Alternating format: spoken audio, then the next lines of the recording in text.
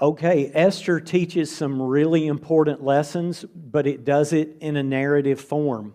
And that means going through a lot of material. In this case, 10 chapters, but as hopefully you've been reading through, you found out that 10th chapter is actually what? Pretty what? It's pretty short. It only has a few verses. I could, I guess, technically say it's got 9.5 chapters, but it does have 10 chapters, but the 10th one is short. But wrapped up in the narrative is going to be a lot of really good lessons. Last week we did 1 and 2, chapters 1 and 2 a little more intensively. Now I'm a little bit more okay with us just mostly summarizing. What happened in 1 and 2?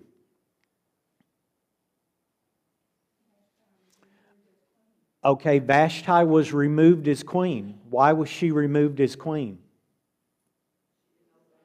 She didn't obey the king, which meant she didn't what? She didn't appear before the king, and apparently these other people that were there for the planning session, planning to go to war. Here's the big one. Why didn't Vashti appear? Why didn't she appear? This is one of those things that what? It's never actually nailed down. We know that she didn't want to appear, but what appearing actually meant and actually entailed, we're never told. So we're kind of left open to speculate as to why she didn't want to appear. Very likely, I don't think it necessarily said or necessarily implies that her appearing would be something that was vulgar, but certainly she thought it was inappropriate enough for her to do what? Not only refuse the king and face being deposed as queen, but she didn't know she could be what? She could be signing her own death warrant. At the end of chapter 2, something significant happens that's going to play a big part of the rest of the narrative. It was just a handful of verses right at the end of chapter 2. What happened? Okay, Mordecai, and again, it's mentioned, it's passed on. There's no explanation. You don't get any understanding of it until later. Mordecai overhears what? This plot, and he turns the plot in, and these men were punished. And then, poof, it's gone. Chapter 3. It will come back. Chapter 3. A whole new what? When you watch, there's a science to writing movies and television scripts and all of that. I've had friends who've done it before, and there's a science to it. Sometimes it's why you watch movies and they all feel like they're the same. It's because they're all built on similar ideas, and I've mentioned some of these ideas before. But usually, in order to keep your interest, now kind of in the realm of what we're doing now in streaming, where you have a show, but that show is going to be 10 or 12 different 10 or 12 different episodes. You have what's called different story arcs. So each episode is taking all of these 2 or 3 or 4 different story arcs, and then as you move toward the conclusion, all the story arcs converge to tell the story. So in chapter 3, all of a sudden, we're off on another story arc that we haven't gotten to yet. But it, of course, plays an important part in how the book's going to end. Who is introduced? Haman. And who is Haman? He's one of the princes. He's a high-up guy. And what was Haman's problem?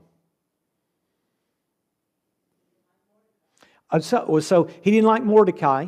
Now, why didn't he like Mordecai?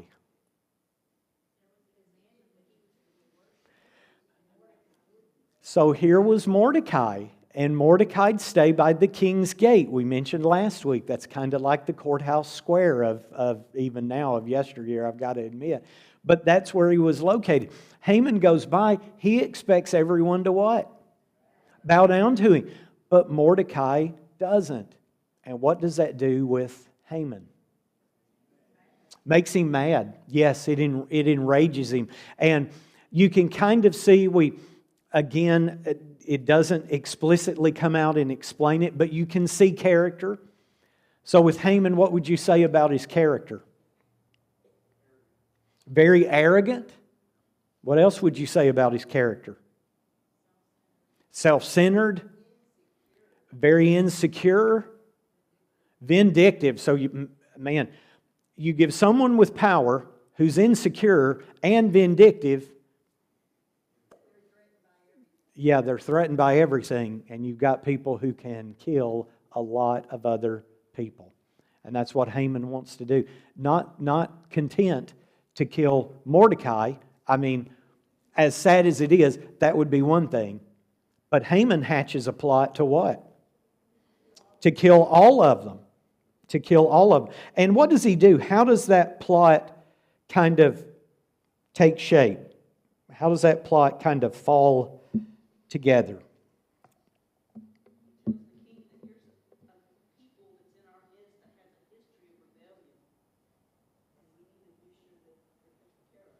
Yes. So what they did was they set a decree for those people to be killed. And some people argue, and I'm not going to argue against it, but some people argue that the length of time, so from the time that the decree is made until the time when the decree is going to actually come to pass, is how long? It's a long, long time, upwards of a year. So depending, and sometimes it's a little bit difficult to know how Persian and Babylonian months translate into our English Anglo-Saxon months, but it's a long, long time, somewhere between 9 months to 12 months. Some have said that the providence of God, that lets them have time to what? To kind of counteract it, to make a plan, and we'll have to talk about the plan because the plan isn't as straightforward as you would think. So here's this plan, and this plan is going to come up. So that takes care of this screen. So now, chapter 4. Chapter 4, what happens? Chapter 4 opens with Mordecai hearing about it. And what is Mordecai's response? Yes, sackcloth, ashes, torn clothes, crying out with a loud and bitter cry. And he goes and tells who? Esther. He goes and tells Esther. So what does Esther then begin to do? What does Esther begin to do?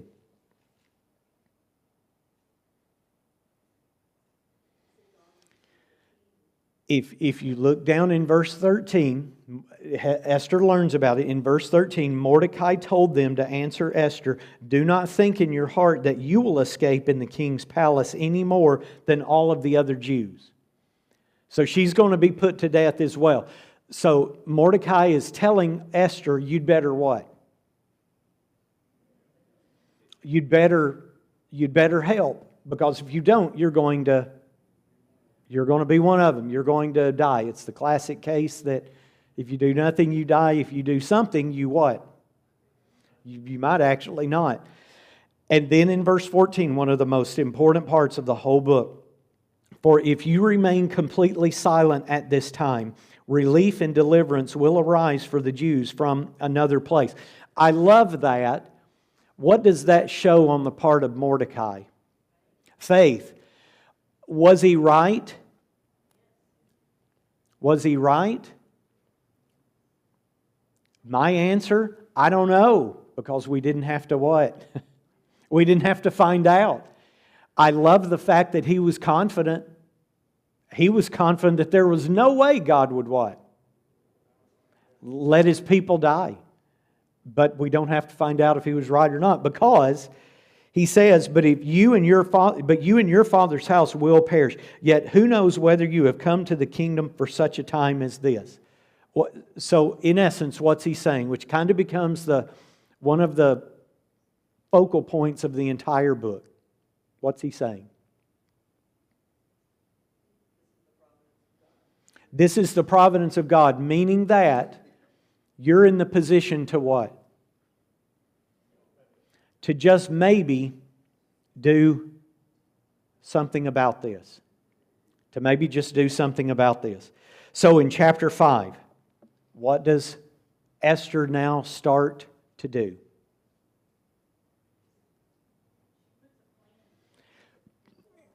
She puts a plan in place. Now, it's an interesting plan. It's got a little twist to it. And again, we don't really know why it has the twist. Nevertheless, it has the twist.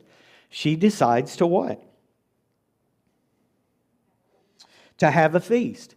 She goes into the presence of the king in Esther chapter 5. This was not like a wife walking into the living room as her husband's watching football on Saturday afternoon, or on Sunday afternoon, or on Monday night, or there's a lot of football games on if you guys don't realize that. This wasn't like that. This was very, very what? It was very formal. It was very proper. So if Esther goes in at a time and at a whim that the king didn't like, boys, it could be bad. She goes in, and the king is in a receptive mood. So she says what? I want you, in verse 4, I want you and Haman to come to a banquet that I have prepared.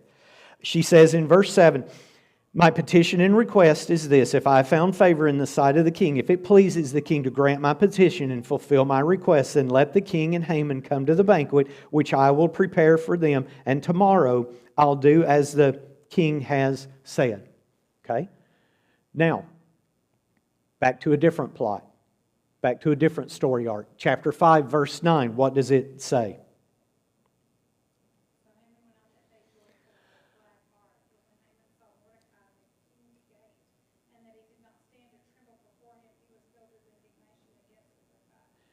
Here was Haman. He just got invited to what? The most exclusive party in all of the kingdom. Think about it. The most exclusive party in all of the kingdom. Just heart soaring. And he comes across Mordecai. What does Mordecai do? Snubbed him again. Mordecai did what he did the first time. And what does it do to Haman? It just crushes him. Why are people like this? It's hard to... we understand the fact of being...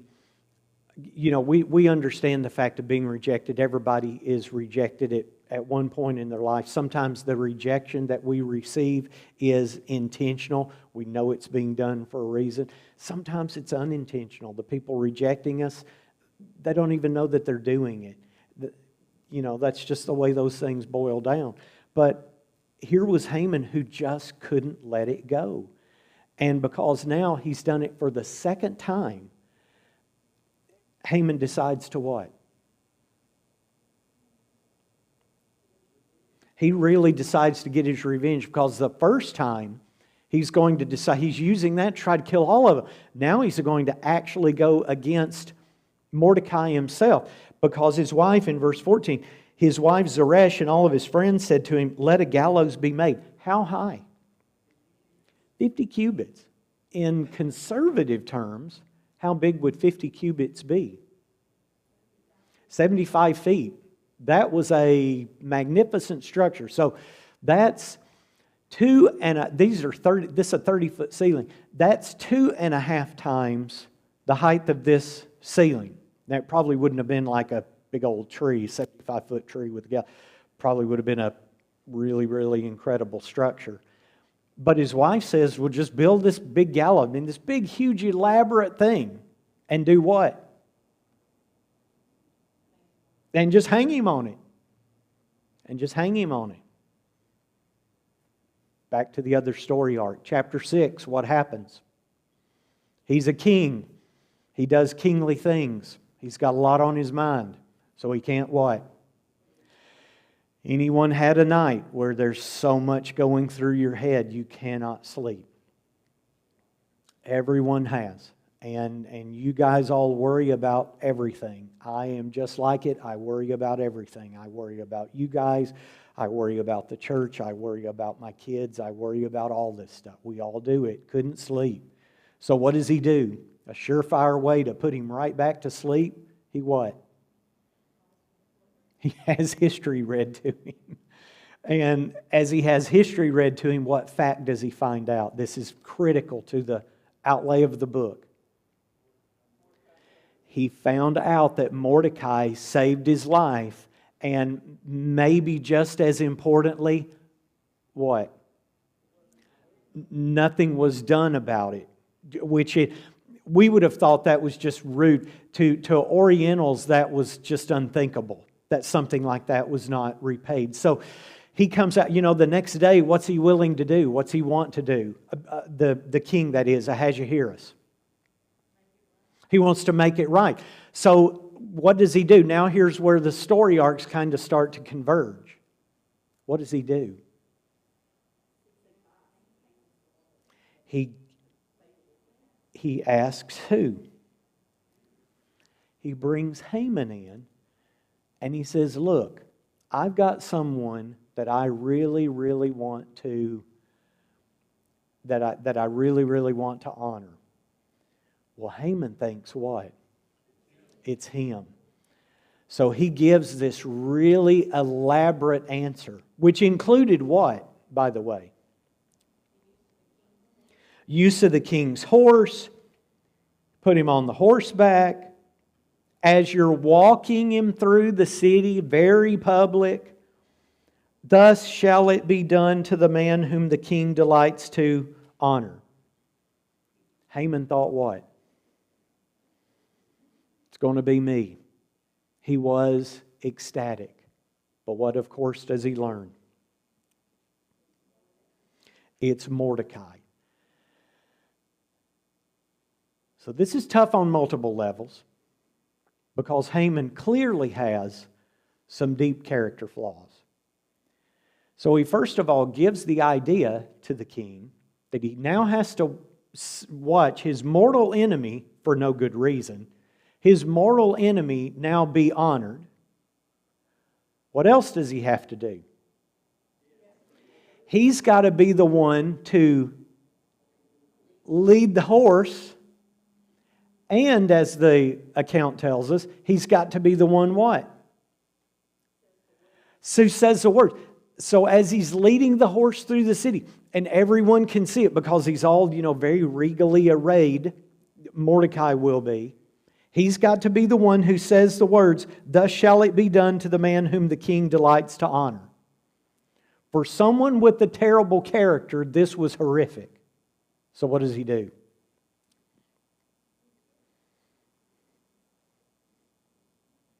Verse 12 tells us, he goes back mourning with his head covered. Haman told his wife Zeresh and his friends everything that had happened to him. His wise men and his wife Zeresh said to him, if Mordecai, before whom you have begun to fall, is of Jewish descent, you will not prevail against him, but will surely fall before him. Now that's interesting. What did they say? Probably this has got some elements of superstition in it, I'm guessing. So what are they telling?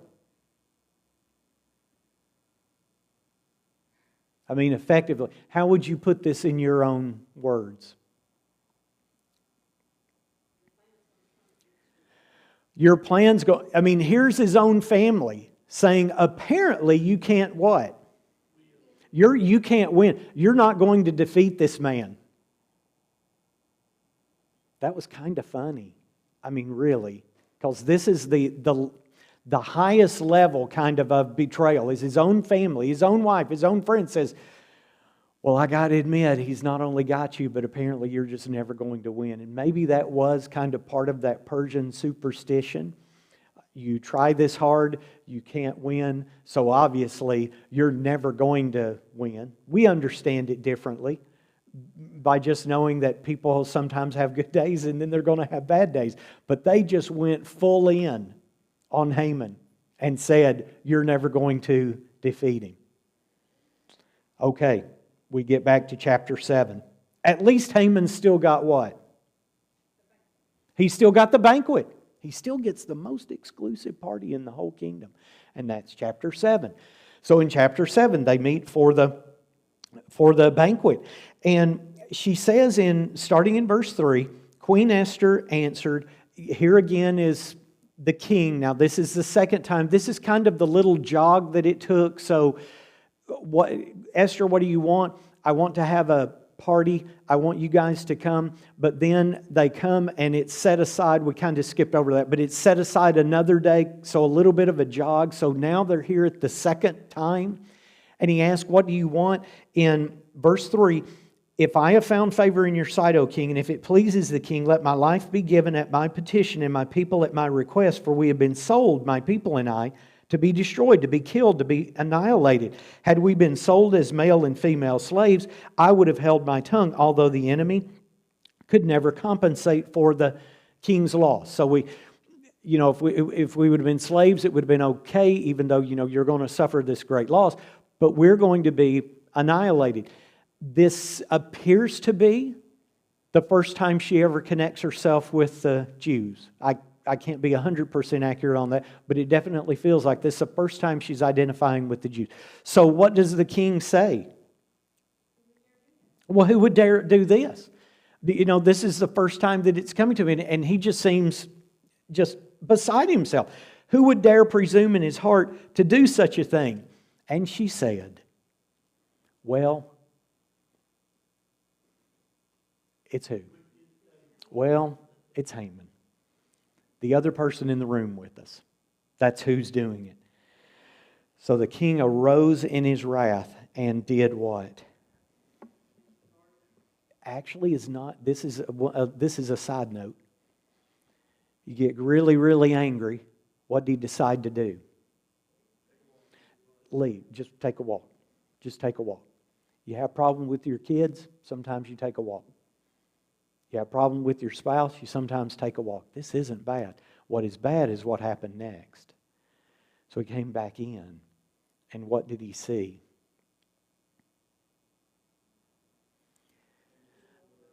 A situation, it's hard to precisely picture exactly what was taking place. There definitely would not have been anything romantic between Haman and Esther. However, it definitely looked suspicious that Haman was ready to what? Maybe possibly attack, assault Esther. Well, that sends the king through the roof, and he does what? Sends Haman out to be hung on that gallows. So that's kind of where one of the story arcs now finishes. Haman for, and this is bad character. The Proverbs warn about this. People with bad character flaws who can't seem to get over it and can't seem to repent and change a bad character flaw. What happens to Haman? He ends up dying because of it. The Proverbs are written to give us wisdom for what?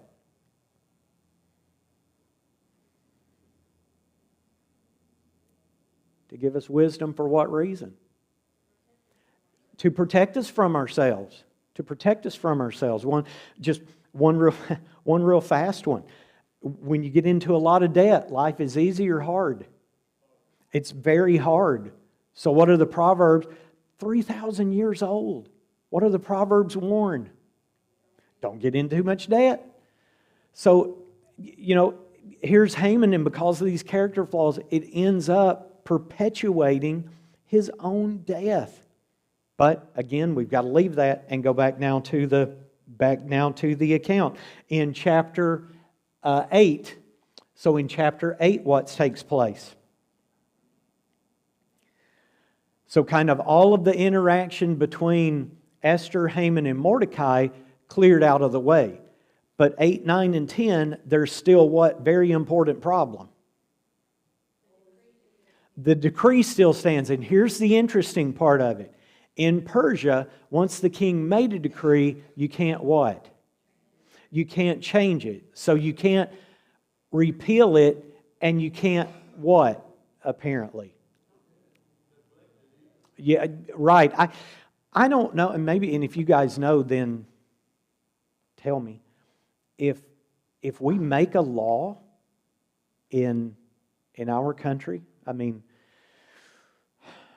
it can happen both directions, but I think it's more likely to be House, Senate, presidential approval, I think. So once it's made a law, you can repeal it, right? Okay, I thought you could. I just didn't want to say that and it'd be wrong. I thought you could. So once they made a rule, you couldn't do that. So what did they decide to do? They had to make, now this was where it got creative, because you couldn't make a law and then back out on the law. They just what? They made another law. They made another law. And what law did this say? This law was not written to all the Persians and it said, killed the Jews on this specific day. This law was written to the Jews, and what did it tell the Jews? That you can what? Fight back. You can fight back. So in chapters 8 and 9, essentially what's taking place is that it's talking about this decree being put in place, and then the Jews actually fighting back. And they did, and they killed, the Jews killed. By the time you reach the end of chapter 9, they've killed over 75,000 Persians. So they get the opportunity to fight back, not because the law is repealed, but because another law is put in place. And then just very quickly, at the end, chapter 10, which is a short chapter, talks about the greatness of Mordecai, the goodness of Mordecai. It's actually a nice little tribute to Mordecai, even though the book is called Esther, and you see her as the major heroine of what takes place. Mordecai is, in the end, he's the one at the last who's kind of exalted as the book ends. So that is the account of how in this Persian kingdom, Esther is able to save all of the lives of the Jews. And you can imagine it's probably a lot of lives. If they were able to kill, it's kind of like the sermon this morning, if they were able to kill 75,000, that probably tells you there were how many Jews? Probably more than 75,000. It's a big idea, and not so wild of a guess that there were probably a lot more than 75,000. So next week, having now kind of summarized the entire book, next week we'll just deal with the lessons that we get from it. Believe me, there are some really good lessons. Then we'll move on, going back to the book of Ezra.